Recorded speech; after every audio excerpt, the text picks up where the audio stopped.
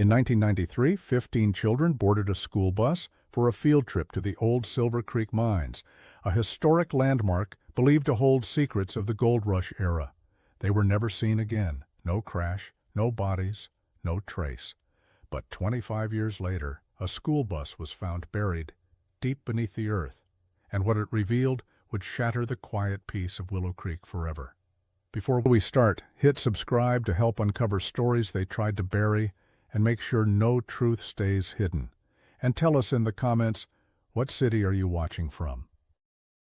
The morning mist still clung to the rolling hills of Willow Creek, a town nestled so deeply in the Appalachian foothills that time seemed to move at a different pace. It was a place where everyone knew everyone, where the scent of pine and fresh-cut grass lingered in the air, and where the most exciting event of the year was the annual Harvest Festival.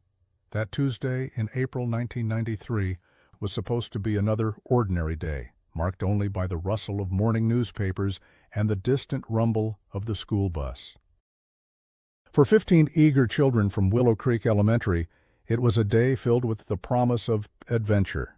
They gathered at the bus stop, their backpacks bulging with packed lunches, and their imaginations already racing ahead to the dusty tunnels of the Silver Creek mines.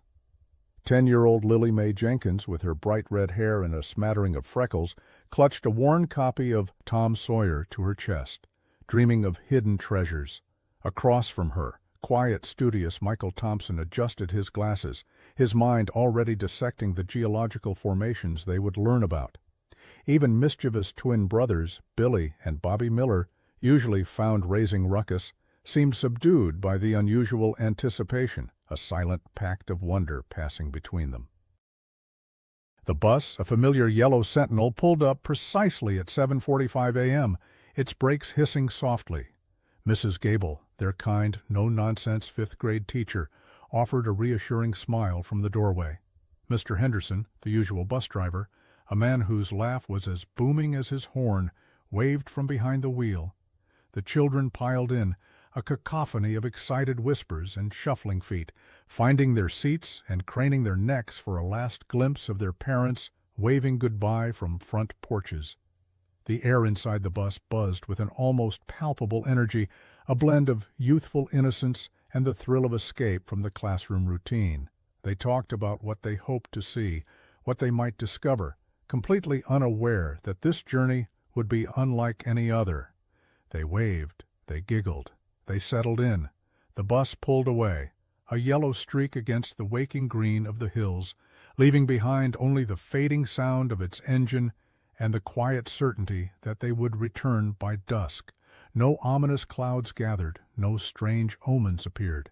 It was just a Tuesday, a perfect spring morning, a day that in a cruel twist of fate would forever etch itself into the collective memory of Willow Creek as the day everything changed, utterly and irrevocably.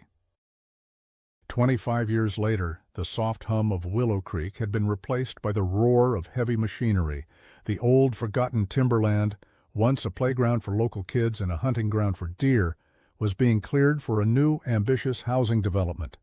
Bulldozers carved angry swathes through the dense undergrowth, their metallic claws tearing at roots and disturbing the earth that had held its secrets for decades.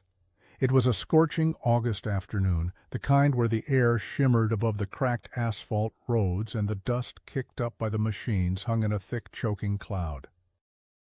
A grizzled foreman named Earl, a man whose face was as weathered and creased as the maps he consulted, was overseeing the digging of a particularly deep foundation pit.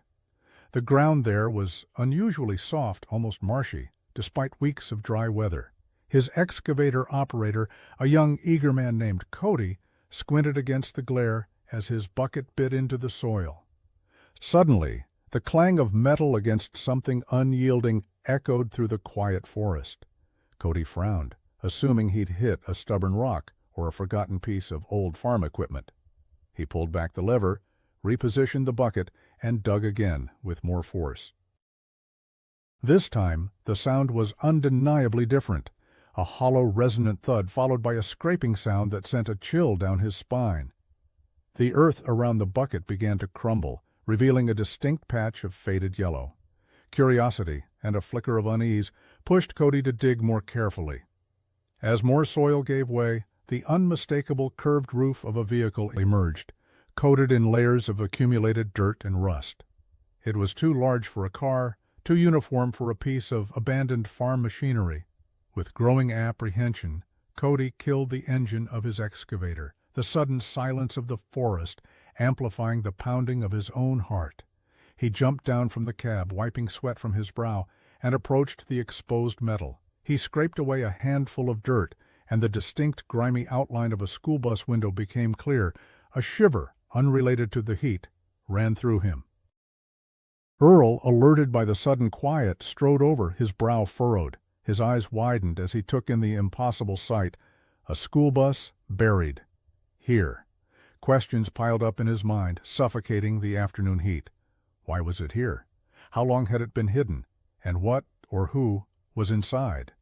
The implications were immediate and chilling. Earl, a lifelong resident of Willow Creek, felt a cold dread settle in his stomach. He remembered 1993. Everyone in town remembered 1993. The sudden, inexplicable vanishing of the elementary school bus, the endless searches, the heartbreaking posters that had slowly faded on lampposts. He pulled out his worn cell phone, his fingers trembling slightly as he dialed 911.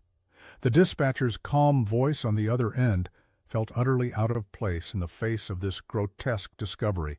Within minutes, the distant wail of sirens began to cut through the stillness of the forest, a mournful dirge signaling that Willow Creek's deepest wound was about to be reopened. The police cruisers arrived in a flurry of flashing lights and swirling dust, their presence a stark contrast to the quiet solitude that had reigned over the unearthed bus for decades. Forensics teams, their faces grim and professional, fanned out, creating a sterile bubble around the muddy, forgotten vehicle. Yellow tape, stark and defiant, quickly encircled the scene, a grim perimeter against the growing crowd of curious onlookers and news vans already descending upon Willow Creek like vultures. Among the first responders was Detective Mark Holloway, a man whose career in the state police had been built on cold cases and a relentless pursuit of answers. He was new to Willow Creek, having transferred from a larger city force, and while he was aware of the infamous 1993 disappearance, it was merely a file number in a dusty cabinet to him, not the gaping wound it was to the locals. As Holloway approached the bus, a heavy silence fell over him, broken only by the distant murmur of police radios and the incessant click of news cameras. The bus lay tilted on its side, partially submerged in the soft earth. Its once vibrant yellow paint now a dull rusted ochre. Patches of moss clung to its roof, and thin, tenacious weeds sprouted from cracked windows, attempting to reclaim it for nature. It looked less like a vehicle and more like a forgotten tombstone, a monument to a forgotten tragedy. The years had not been kind. The tires were rotted husks, and the metal body was riddled with holes, gnawed by time and the elements. Holloway donned a pair of latex gloves, the crisp snap of the material sounding unnervingly loud in the quiet. He was a man of logic, of evidence, but even he felt an unfamiliar prickle of dread as he stepped closer. His gaze swept over the exterior, searching for any sign of forced entry, any bullet holes, any clue that might explain its resting place. There was nothing, just the quiet decay of abandonment. With a deep breath, he climbed carefully into the bus through a jagged opening where a window had once been. The air inside was thick and stagnant, smelling of damp earth, decay, and something else, a faint, almost imperceptible sweetness like dried wildflowers or forgotten childhood dreams. Dust motes danced in the sparse shafts of sunlight filtering through the grime-caked windows, illuminating the grim reality. The seats, once brightly colored and filled with the laughter of children, were torn, faded, and covered in a thick layer of sediment. Some were completely collapsed, their springs protruding like skeletal fingers. Holloway's flashlight beam cut through the gloom, sweeping across the empty rows. His heart hammered in his chest with each passing second, a growing sense of disbelief taking root. He had expected to find something, bones, clothing, evidence of a struggle, but the bus was utterly, disturbingly empty. No skeletal remains, no human detritus. The silence within was profound, a vacuum that swallowed all sound and left only a chilling void. It was as if the children had simply evaporated into thin air, leaving behind only the ghost of their presence. He moved slowly down the aisle, his boots crunching on the dried earth that had seeped in. He checked beneath the seats, peered into the overhead compartments, hoping for anything that might offer a clue. Then his beam caught something small, half buried in the dust near the rear emergency exit. He knelt, his gloved hand reaching out. It was a metal lunchbox, painted with a faded image of a cartoon superhero, its latch rusted shut. Next to it, partially obscured, was a tiny mud-caked ballet slipper, its satin ribbon still neatly tied in a bow. And then, tucked under a loose floorboard near what would have been the driver's seat, he found a small, spiral-bound notebook. Its cover was water-damaged, but the first page, despite the grime, still bore the faint penciled inscription, "Lily Mae Jenkins, Goctor 5. Holloway felt a jolt. These were undeniable remnants of the children, untouched, almost pristine in their isolation. Yet their owners were nowhere to be found. The lack of bodies, the unsettling emptiness of the bus, elevated the mystery from a tragic accident to something far more sinister, a chilling void that demanded answers even if they were buried as deep as the bus itself. The discovery of the empty bus, coupled with the poignant remnants of childhood, Lily Mae's lunchbox, the tiny ballet slipper, and her school notebook, sent shockwaves through Willow Creek. For a quarter of a century, the town had lived with the ghost of that Tuesday in April 1993, a collective trauma that had festered beneath a veneer of normalcy. Now, that wound was ripped wide open, exposing raw grief and a renewed sense of bewilderment. The old whispers, long suppressed, began to rise like steam from the damp earth where the bus was found. Everyone remembered the initial frantic searches, the hundreds of volunteers combing the woods, the desperate pleas of parents, the media frenzy that had briefly descended upon their quiet community before fading, leaving behind only an aching void. Detective Holloway, despite his professional detachment, felt the weight of that history pressing in on him. He initiated a full review of the original missing persons case, a file that was thick with despair and ultimately unanswered questions. He sat in the small, dusty police archive, the fluorescent lights humming overhead, sifting through faded reports, witness statements, and handwritten notes. The original investigation, he noted, had been thorough for its time, but ultimately stumped by the complete lack of physical evidence. Missing persons, presumed lost, no evidence of foul play, the final report had chillingly concluded. It was a phrase that had haunted the town for decades, a terse epitaph for 15 lost lives.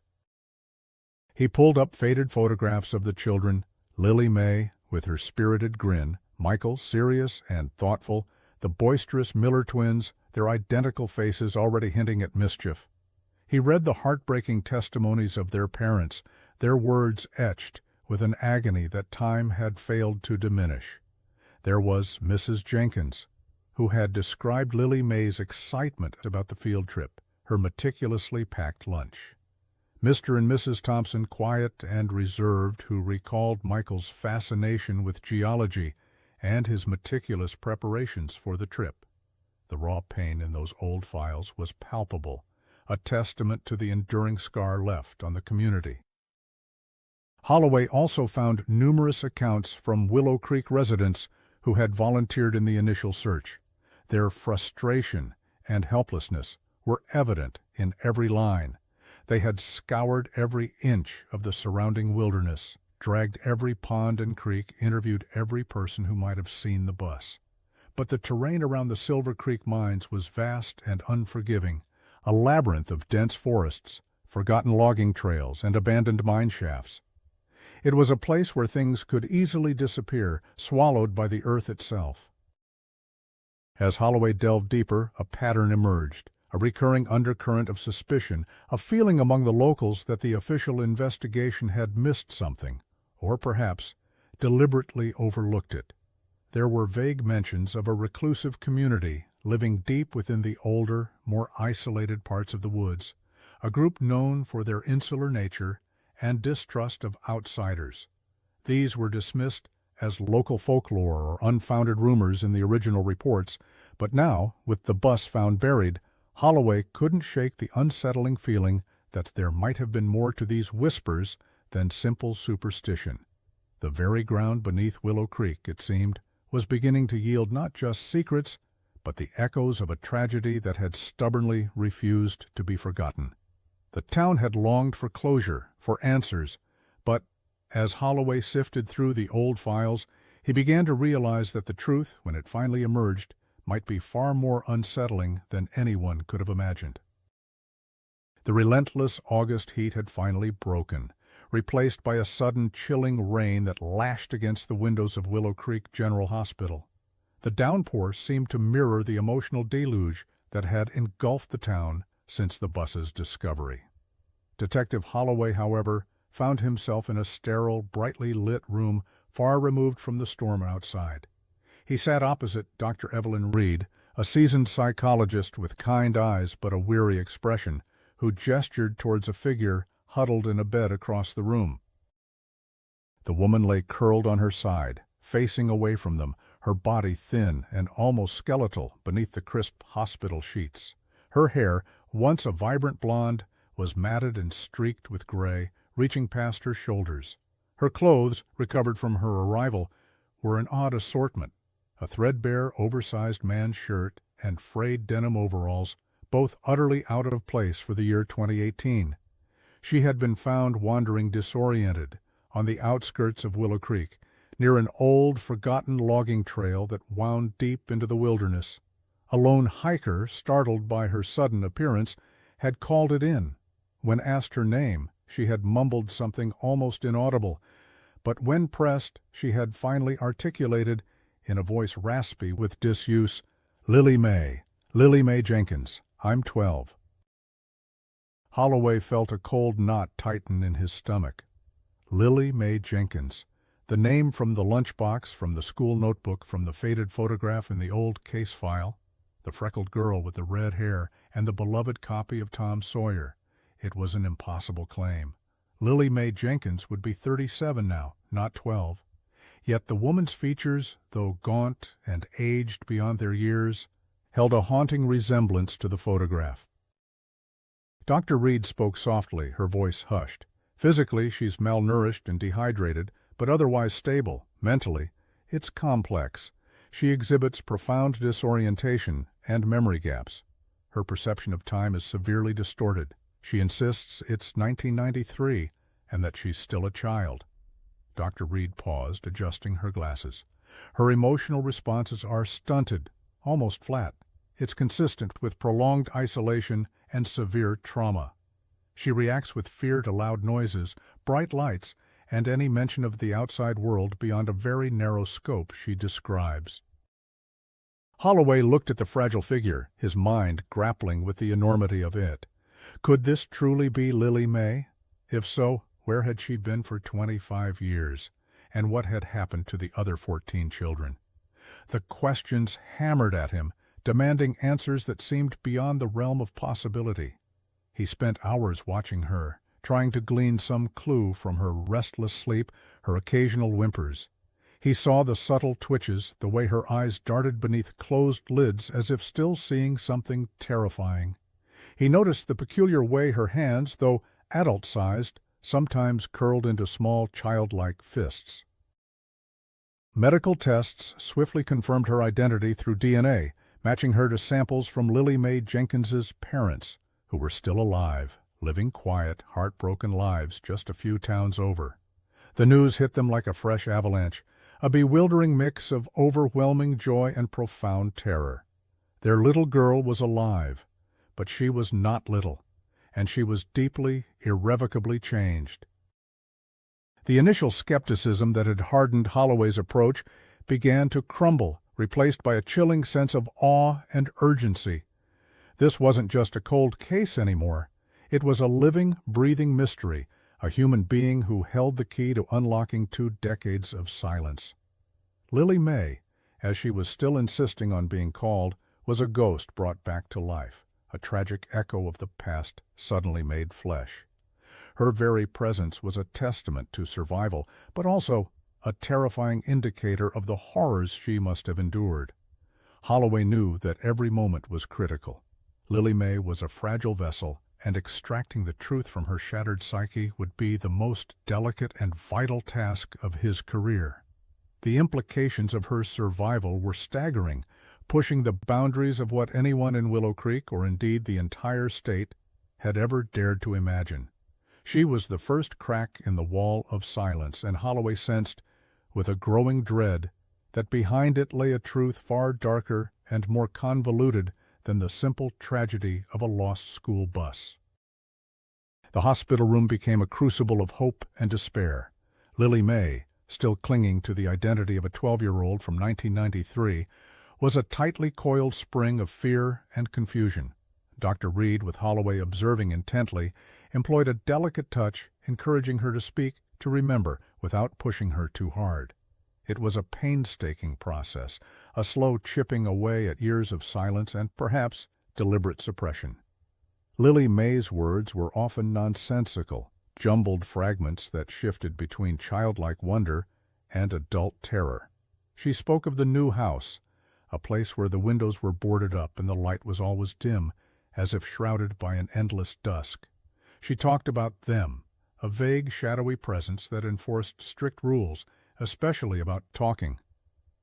"We weren't allowed to talk about before," she'd whisper, her eyes wide with a residual fear. "They said it was bad. They said our old lives were dirty." Her memories of the bus trip itself were frustratingly vague, fractured by what Dr. Reed hypothesized was a protective psychological barrier. She remembered the excitement, the hum of the engine, the smell of dust and pine needles. Then, a sudden jolt, a jarring darkness, and the next thing she knew, she was in the new house. It was as if the 25 years had been a single, terrifying blink, erasing the intermediate moments. One afternoon, during a particularly heavy rainstorm, the rhythmic drumming of the drops against the window seemed to trigger something in her. She began to draw, compulsively, on a pad of paper Dr. Reed had given her. Her hand, though trembling, moved with a surprising precision. She drew a house, stark and boxy, with no visible doors or windows, only dark, gaping holes where they should be. Inside, stick figures huddled together, their faces featureless except for large, frightened eyes. Over and over she drew a clock with its hands spun wildly, pointing in impossible directions. "The time was always wrong," she murmured, tracing the distorted clock face with her finger. "They kept it wrong, so we wouldn't know." Holloway picked up on subtle nuances in her speech and behavior. When the nurses talked about outside, she would flinch. When the television was inadvertently left on a news channel, she would cover her ears and start to hum, a low, tuneless drone. She referred to her captors not as people, but as them, a dehumanizing term that hinted at a deeper indoctrination. She also mentioned the others, implying that she hadn't been alone. "There were lots of us," she'd say, her voice barely a whisper. "We all had new names. Mine was Sunshine." Her real name, Lily May, was now a distant, almost alien concept to her, pulled from the depths of her subconscious by sheer force of will or the shock of discovery. The most disturbing fragment emerged one evening when she woke from a fitful sleep, crying out for Michael. Dr. Reed gently asked her about him. Lily May's eyes, normally vacant, filled with a sudden, profound sorrow. He didn't like the new rules," she whimpered, tears tracing clean paths through the dust on her cheeks. "He tried to remember too much." "They didn't like that." She then clammed up completely, her body tensing, her mind retreating into the protective shell she had built around herself. The implication, unspoken but clear, was that Michael, the quiet, studious boy who had been on that bus, had suffered a worse fate than simply being forgotten. Holloway knew this was the breakthrough he needed, however agonizing it was. Lily May's fragmented memories, though maddeningly incomplete, painted a chilling picture of confinement, manipulation, and systematic control. The new house, the wrong time, the new names, the others, and the veiled reference to Michael's defiance all pointed not to a random act of violence, but to a deliberate, organized effort to erase identities and create a new reality for the stolen children. The focus of the investigation was shifting dramatically, from a simple missing persons case to something far more sinister, a forced disappearance, a long-term captivity, and the terrifying possibility that more of these lost children might still be out there, living under conditions Lily May had only hinted at. The past was not merely echoing, it was screaming. Holloway knew that Lily May, or Sunshine, as she still sometimes called herself, was too fragile for direct interrogation. Her revelations about the new house and the others were precious, but also fleeting, easily lost in the labyrinth of her traumatized mind. Instead, he decided to re-examine the physical landscape surrounding the 1993 disappearance and the bus's discovery, hoping to find a tangible link to her fragmented memories. He focused on the area where Lily May had been found, the old logging trail that led deep into a forgotten section of the vast Willow Creek wilderness. This was the same area where local legends spoke of reclusive communities, tales dismissed as mere rural eccentricity by the original investigation. He assembled a small team, including a local sheriff's deputy named Miller, a quiet man who had grown up in Willow Creek and knew the woods like the back of his hand. Miller remembered the old whispers about the hermits of Blackwood Ridge, a sect said to have settled deep within the highest, most inaccessible parts of the forest decades ago, rarely interacting with the outside world. They were often viewed as harmless eccentrics, dismissed by most as urban myths. Now Holloway wondered if they were more than folklore. The logging trail, overgrown and barely passable, wound its way through dense stands of ancient pines and gnarled oaks. The air grew cooler and denser as they ascended, the sounds of modern civilization fading away, replaced by the rustle of leaves and the distant calls of unseen birds. This was wild country, a place where GPS signals faltered and the trees seemed to watch with silent, indifferent eyes. After several hours of arduous trekking, their path, barely a deer trail now, opened into a small, unexpected clearing. There, nestled almost perfectly into a natural hollow, was an abandoned structure. It wasn't a house in the traditional sense, but a crude, sprawling collection of interconnected cabins built from rough-hewn timber and local stone. The windows, indeed, were either boarded up entirely or covered with thick, opaque material, just as Lily May had described. The entire complex was camouflaged by the surrounding forest, blending seamlessly into the landscape, almost as if designed to remain invisible. A chill ran down Holloway's spine. This was it, the new house. The place reeked of damp earth, mildew, and an indescribable staleness, the scent of a long-abandoned life. Dust lay thick on every surface, undisturbed for years. Inside, the cabins were sparse, almost monastic. Crude wooden bunks lined the walls of what must have been sleeping quarters, each with a narrow, straw-filled mattress.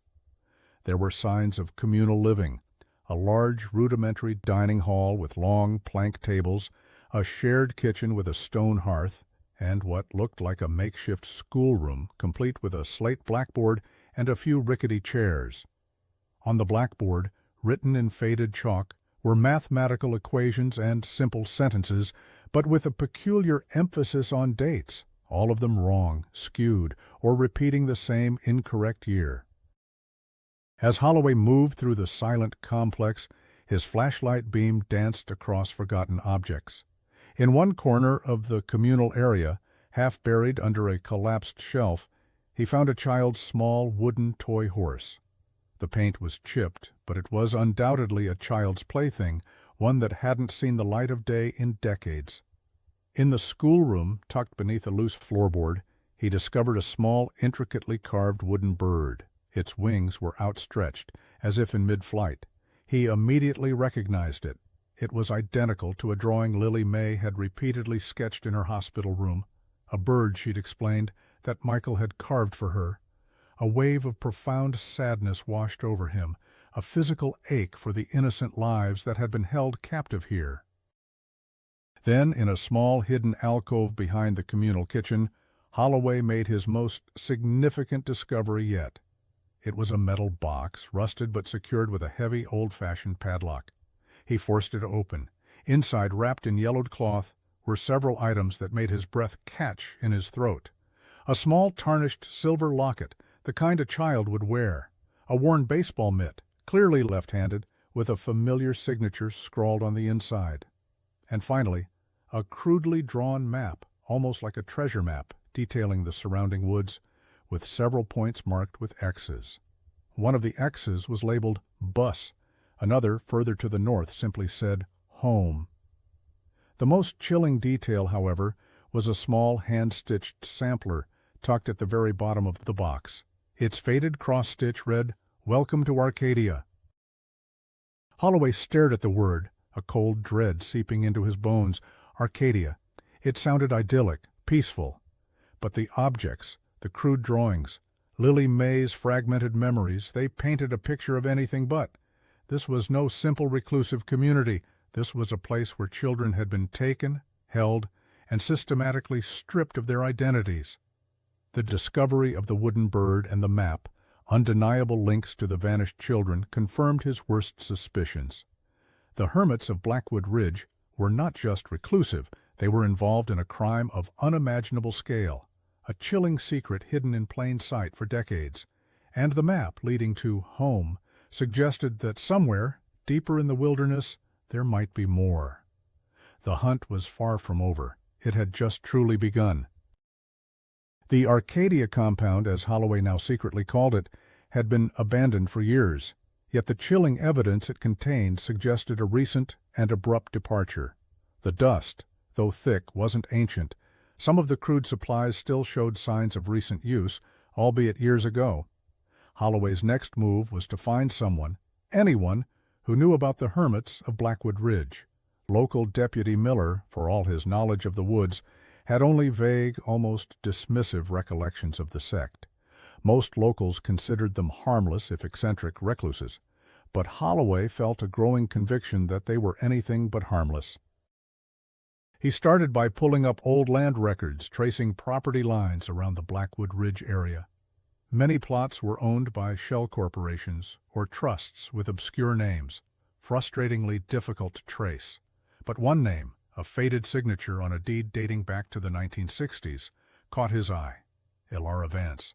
The Vance family, Miller informed him, had been among the first settlers in that remote part of the county, known for their deep-seated distrust of modern society and their self-sufficient lifestyle.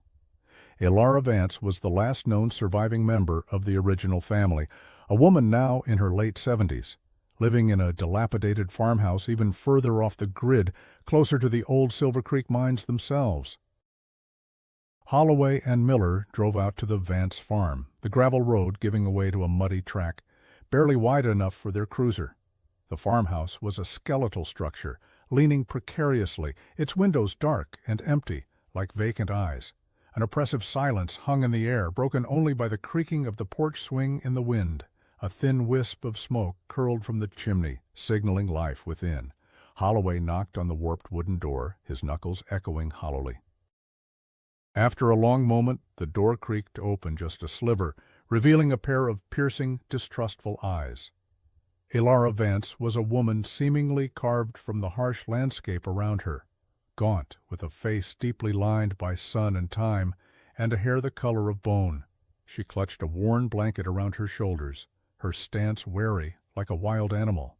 "What do you want?" Her voice was a dry whisper, raspy from disuse. Holloway, sensing her deep-seated fear and isolation, chose his words carefully. He didn't mention the bus or Lily May directly. Instead, he spoke of a land dispute, a need to clarify old property lines. He showed her a faded map from his file, pointing vaguely towards Blackwood Ridge. He watched her eyes carefully.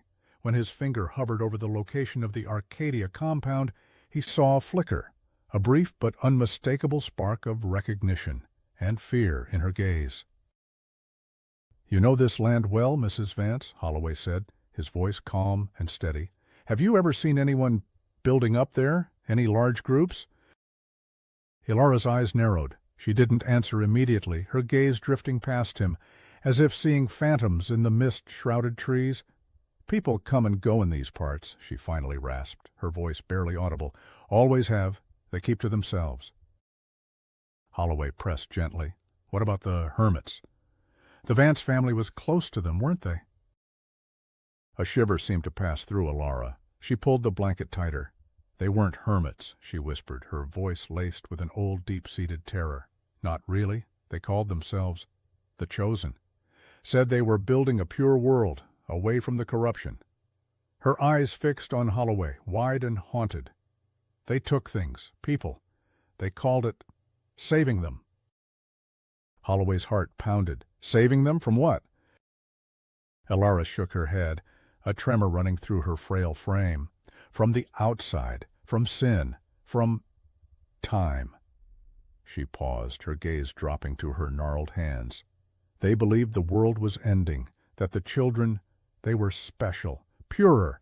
They needed to be preserved for the new world." The implication hung heavy in the air, chilling him to the bone. This wasn't just about a missing bus.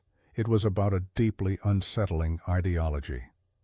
"Did you ever see children there, Mrs. Vance?" Holloway pushed, his voice low. "From the town? From Willow Creek?" Ilara's eyes darted nervously to the dense woods behind her farm, then back to Holloway, filled with an ancient, paralyzing fear. "They kept to the shadows," she mumbled, her voice barely a breath. Sometimes I'd hear them, singing strange songs, but I never saw faces, not clearly. We were told not to look, not to interfere. They had their ways, and they were powerful." She refused to elaborate, her face closing off, her eyes once again becoming vacant. The fear, Holloway realized, was not just of the Chosen, but of the consequences of speaking too freely, even after so many years. She was a witness from the shadows, offering only glimpses of a horrifying truth, still too terrified to shed full light on the darkness that had consumed 15 innocent lives. But her words, cryptic as they were, painted a far more sinister picture than mere reclusiveness. This was a cult, driven by a twisted belief system, and Lily May was just one of its many victims. Ilara Vance's fragmented testimony, laced with fear and shadowed by unspoken threats, provided the crucial piece Holloway needed to shift the investigation from a baffling cold case to a focused inquiry into a clandestine cult. The Chosen, as she called them, were no longer just a local legend. They were a tangible, terrifying entity. Holloway returned to the Arcadia compound, this time with a more forensic approach, his team meticulously documenting every detail, every artifact, searching for anything that could shed light on the group's beliefs and practices. They found more hand-drawn symbols etched into the wooden walls of the cabins, crude representations of celestial bodies, interlocking circles, and a recurring motif of a single, watchful eye.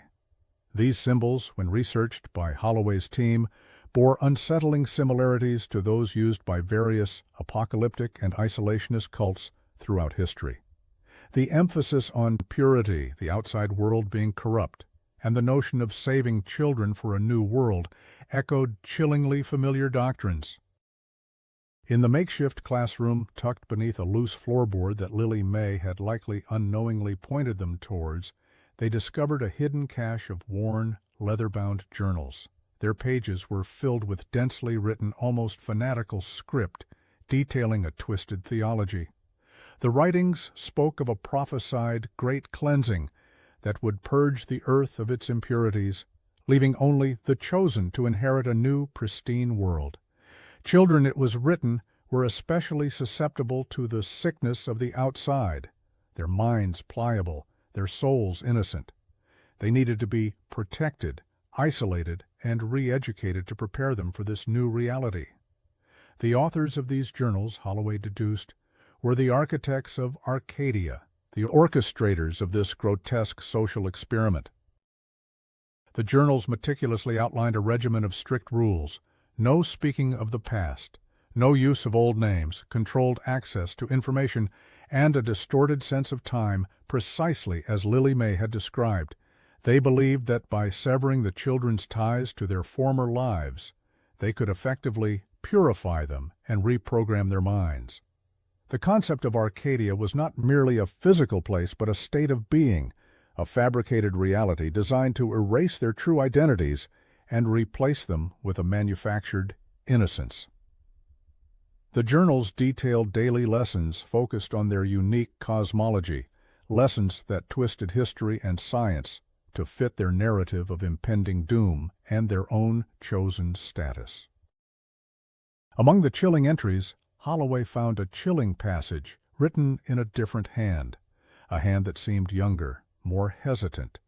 It described the struggle to forget, the pain of seeing ghosts of yesterday in the faces of the other children. This entry hinted at dissent, a silent rebellion against the imposed amnesia. It also mentioned the elder, a figure of immense authority and power within the group, whose wisdom was considered absolute.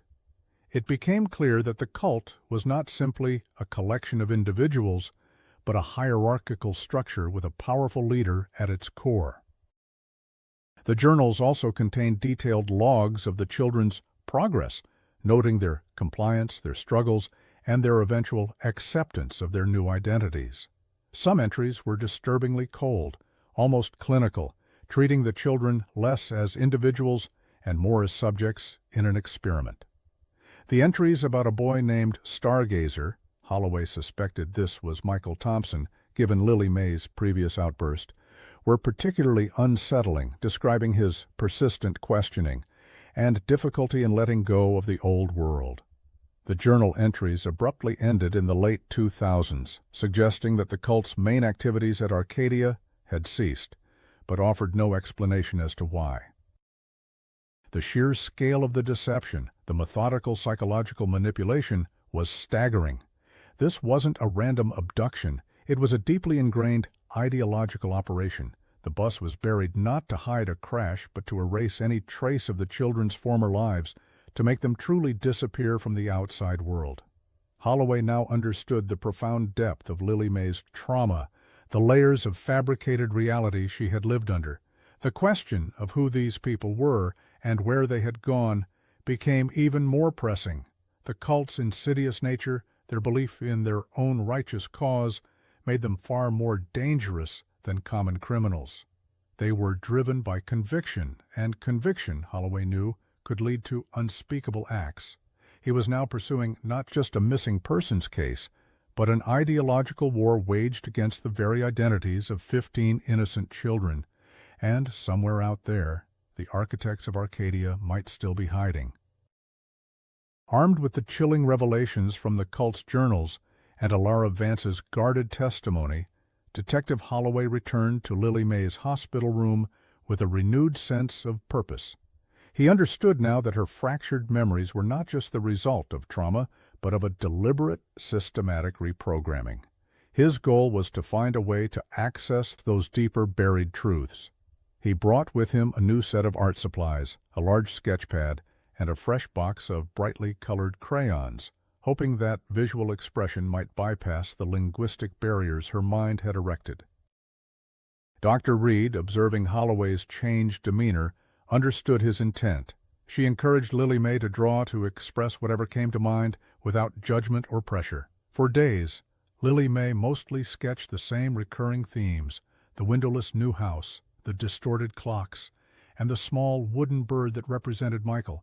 Holloway would quietly watch, his presence a steady, reassuring anchor. He noticed that when she drew the bird, her hand would linger, almost caress the paper, and a fleeting flicker of deep sadness would cross her features before her face reverted to its usual blankness. One rainy afternoon, as the drops drummed a monotonous rhythm against the hospital window, Lily May began to draw something different. Her hand moved with a newfound urgency, pressing down hard on the crayon. She drew a large, dark shape, unmistakably a school bus, its wheels flat, its body half buried in the ground. Then, with a stark black crayon, she drew flames licking around its edges, black smoke billowing upwards, Holloway felt a jolt. This was the buried bus, but with an added terrifying detail. Beneath the burning bus, she drew small, irregular mounds. Not tombstones, but distinct rounded shapes in rows, like small hills. And on each mound, she drew a tiny stick-figure flower. She then took a vibrant yellow crayon and meticulously colored in each flower, a stark contrast to the grim black scene around them. Her eyes, usually unfocused, were intensely concentrated on the task. She continued to draw, filling the page with more mounds, more flowers. "What are these, Lily May?" Dr. Reed asked gently, her voice soft. Lily May didn't look up. Her finger, stained with yellow crayon, slowly traced one of the mounds. "They told us we had to say goodbye." Her voice was barely a whisper, a threadbare sound of distant pain. "For the old ones, so they could go to the new world." Holloway exchanged a grim look with Dr. Reed. "The old ones?" he prompted. Lily May nodded, her eyes still on the drawing. "The ones who didn't want to forget, who missed their old names too much." A fresh tear, unbidden, rolled down her cheek, a sign of the profound grief she rarely showed. "They went to sleep, and then they were put in the ground so they could be pure." The chilling implication was clear. These weren't just mounds, they were graves. The flowers, a twisted ritual of farewell for those who couldn't conform to Arcadia's forced amnesia. And the burning bus, not a fire, but a symbolic, ritualistic act of severance, burying their past lives. As she continued drawing, Lily May added other figures to the landscape. Tall, imposing stick figures, faceless, but with a palpable aura of authority. They stood over the mounds, their arms outstretched in what appeared to be a blessing or a final chilling farewell. On the side of the page she drew a simple, two-story building, set deeper in the woods, even more secluded than the new house. This structure had a tall, pointed roof and a single glowing window, almost like a beacon in the darkness. She pointed to it. "The elder," she whispered, her voice laced with dread. "He was there. He watched." This, Holloway instinctively knew, was the true home marked on the map he'd found. The place where the leader of the chosen resided, the inner sanctum. Lily May's drawings became a terrifying visual narrative, filling in the blanks the journals had left. They were not just innocent scribbles. They were a harrowing testament to a deeply disturbing ritual, a twisted form of purification, where those who clung to their past were silenced and buried, while others were reprogrammed. The location of the graves was not explicit, but the context suggested they were near the bus, part of the same chilling ceremony of erasure. Holloway felt a surge of grim determination. He now had a roadmap, drawn by the hand of a survivor, pointing him not just to the cult's hidden fortress, but to the final resting places of the children who had never truly vanished, only to be buried alive, metaphorically and perhaps literally, by the architects of Arcadia. The truth, emerging in these crayon sketches, was far more monstrous than anyone had dared to imagine. Lily May's drawings, particularly the one depicting the Elder's structure, became the new focal point of Holloway's investigation.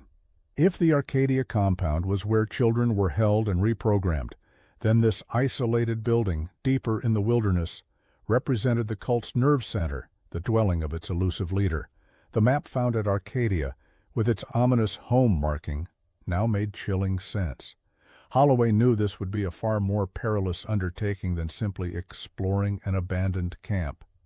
This was about confronting the source of the darkness. He briefed his team, emphasizing extreme caution based on Alara Vance's lingering fear and the cult's ideological fervor. They were dealing with individuals who believed themselves righteous and were likely armed and dangerous. The location was remote, even by Willow Creek standards, nestled in a higher, craggier part of Blackwood Ridge, accessible only by a winding, almost invisible trail.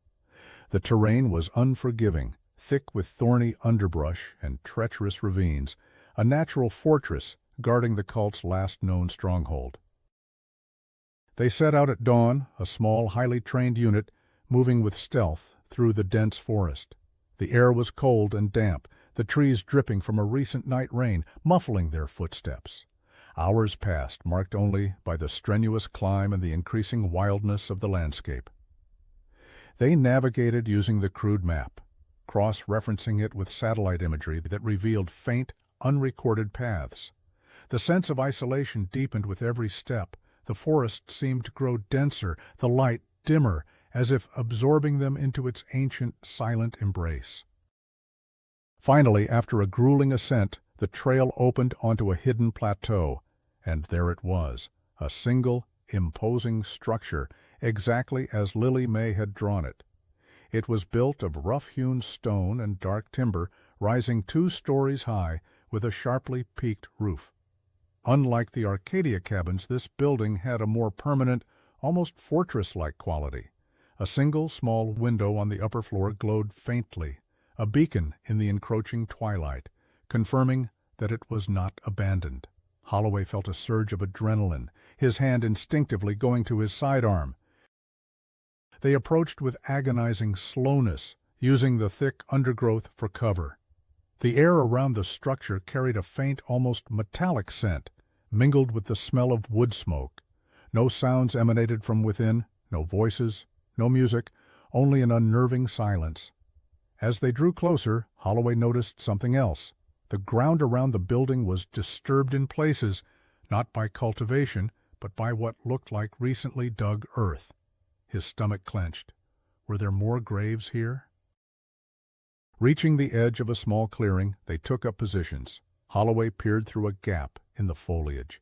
He saw a makeshift clothesline strung between 2 trees, with what looked like old, patched clothing hanging to dry. This wasn't an abandoned hideout, it was still occupied. The implications were chilling. If the elder was here, what else might be? Were there more hidden Arcadias? More saved children? The thought spurred him on, a desperate urgency to uncover the full extent of this twisted ideology. The glowing window on the upper floor seemed to watch them, a silent, knowing eye in the fading light, promising answers but also hinting at dangers yet to be revealed. This was the precipice of their investigation, a confrontation with a truth that had eluded them for a quarter of a century, and Holloway knew, with a certainty that chilled him to the bone, that the secrets within this isolated stronghold would irrevocably alter the narrative of the Willow Creek tragedy. The air thickened with tension as Holloway and his team closed in on the elder's compound. The single glowing window on the upper floor seemed to pulse with an eerie light against the encroaching darkness. As they drew closer, they could now hear faint melodic sounds drifting from within, not voices, but a low, almost liturgical chanting, an unsettling, repetitive hum. It was the sound of devotion, or perhaps indoctrination. Holloway signaled for a silent breach. They moved with practiced efficiency, surrounding the stone structure. The ground around the building was indeed disturbed, not with new graves, but with small, neglected patches of garden, long since overgrown, their purpose now faded. This was a place of sustained habitation, not just a temporary hideout. Upon breaching the main door, which was surprisingly unlocked, they stepped into a large, central chamber. The chanting immediately ceased, replaced by a stunned silence. The room was sparsely furnished but strangely warm, lit by a flickering fire in a stone hearth and several oil lamps. Seated on rough-hewn benches facing a raised platform were 15 individuals. Their faces, though adult, carried a haunting, almost childlike innocence in their expressions. Some stared blankly, others with wide, unblinking eyes. Their clothing was simple, almost primitive, made from coarse, homespun fabrics. Holloway's breath hitched. These were the children, grown, the missing of 1993. His eyes swept over them, trying to match the solemn faces to the faded photos in his mind. He recognized a flicker of Michael Thompson's serious gaze in one man, the faint red tint of Lily May's hair in a woman, even though her face was much paler, almost translucent. They sat perfectly still, like statues, their bodies seemingly devoid of personal will. At the front of the chamber, on the raised platform, stood an elderly man, He was tall and gaunt, with long, unkempt white hair and a beard that reached his chest. His eyes, however, burned with an unsettling intensity, a fanatical light that chilled Holloway to the bone. This was the elder.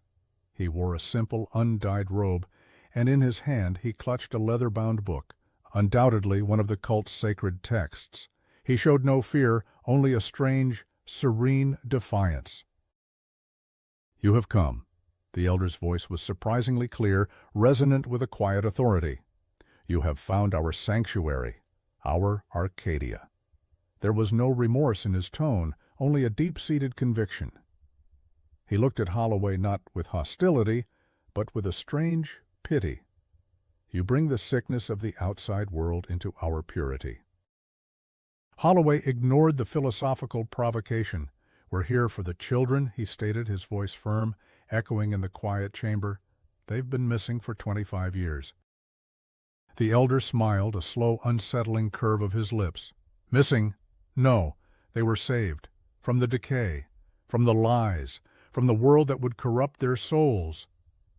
He gestured to the silent adults on the benches. "These are the true children of light, untouched, pure, ready for the new dawn." Holloway's team began to carefully, cautiously approach the children. The adults on the benches reacted with a collective, almost imperceptible flinch, their eyes darting, but none made a move to resist. They seemed to be in a trance-like state, their wills subsumed. When an officer gently reached out to one of the women, she recoiled with a soft whimper, her eyes filled with fear, not of the officer, but of the sudden, unfamiliar touch, the disruption of her carefully constructed reality. Holloway knew confrontation would be disastrous. These were not prisoners in the traditional sense. They were victims of profound psychological manipulation. Their reality had been completely rewritten. He understood now why Lily May struggled so much. She had started to break through the layers of indoctrination, but these individuals had been fully immersed in it for a quarter-century. They were found, but in many ways they were still lost. The elder, seeing the officers move, raised his hand. "They will not understand your world," he proclaimed, his voice echoing in the chamber. "They have transcended it. Their memories, their identities, are no longer bound by your fallen timeline." It was a chilling realization. The goal of the Chosen wasn't just to hide the children, but to erase who they were entirely. And looking at their vacant eyes, Holloway knew they had tragically succeeded, at least for some. This wasn't a rescue operation in the traditional sense. It was a reintroduction to a world they had been taught to despise, and more profoundly, to forget. The true work of finding them had only just begun. The days and weeks that followed the raid on the elder's compound were a whirlwind of intense psychological evaluation, delicate family reunifications, and the grim processing of a crime that spanned decades. The 15 adults, the former children of Willow Creek, were brought back into a world they had been taught to fear and forget. It was a chaotic, emotionally charged process, revealing the devastating long-term consequences of the elder's twisted vision. For some, the shock of re-entry was too profound. They recoiled from modern technology, from the sheer noise and speed of the outside world. Their families, themselves aged by decades of grief, struggled to connect with these strangers who bore the faces of their lost loved ones but carried the minds of cult adherents. One woman, who had once been known as Sarah, a vibrant, artistic girl, now only responded to Harmony, her cult-given name. She clung to the elder's teachings, speaking in his convoluted parables, unable or unwilling to recognize her own bewildered parents. The elder, despite his apprehension, was taken into custody, silent and unrepentant, convinced that he had merely fulfilled a divine mission. Michael Thompson, once the studious boy who questioned everything, proved to be one of the more resilient, yet equally tragic cases. While he hadn't fully broken free like Lily May, the core of his intellectual curiosity had somehow survived the indoctrination. He was quiet, almost eerily calm, but his eyes held a depth of understanding that few of the others possessed. He recognized his parents immediately, a flicker of raw, unspoken pain passing between them. a silent acknowledgment of the 25 stolen years.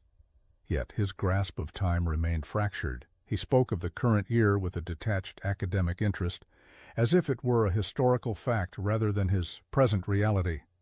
He was the most likely to eventually recover, but the journey would be long and arduous, marked by the constant struggle to reconcile the two vastly different lives he had led. Lily May, now grappling with the full weight of her memories, served as a painful bridge between the lost and the found. Her testimony, carefully extracted over weeks with Dr. Reed, became crucial in understanding the psychological methods employed by the cult. She described the daily lessons, the punishments for speaking of before, the constant fear of the elders' displeasure. She spoke of the burials near the bus, confirming her drawings, not of physical bodies in the ground, but of small symbolic graves for the children who had resisted the indoctrination too fiercely, whose spirits had withered and died under the cult's oppressive regime. She herself had nearly succumbed, she admitted, her spirit almost broken. The wider world reacted with a mix of horror and fascination. News channels ran endless segments on the Willow Creek children, detailing their harrowing ordeal. Psychologists and sociologists descended upon the town, attempting to unravel the complex web of manipulation and survival. The case became a chilling study in resilience, indoctrination, and the dark corners of human belief. Holloway, having brought the investigation to its astonishing conclusion, felt a profound weariness. The case was closed, the perpetrators apprehended, and the victims found. But there was no neat, satisfying resolution. The children of Willow Creek were back, but they were forever changed. Some would never fully reintegrate into society, their past a perpetual shadow, their identities fragmented beyond repair. Others, like Lily May and Michael, faced a monumental task of healing and rediscovery. As the dust settled in Willow Creek, a different kind of quiet descended upon it, not the innocent peace of 1993, nor the mournful silence of the missing years, but a solemn, reflective quiet. The town learned that truth could be stranger and far more painful than fiction. It learned that some wounds leave scars that defy time, and that the greatest battles are often fought not with fists, but within the confines of the human mind. The story of the Willow Creek children became a cautionary tale, a stark reminder of the fragile nature of identity, the terrifying power of belief, and the enduring echo of lives stolen, then, miraculously, given a chance, however broken, to be found again.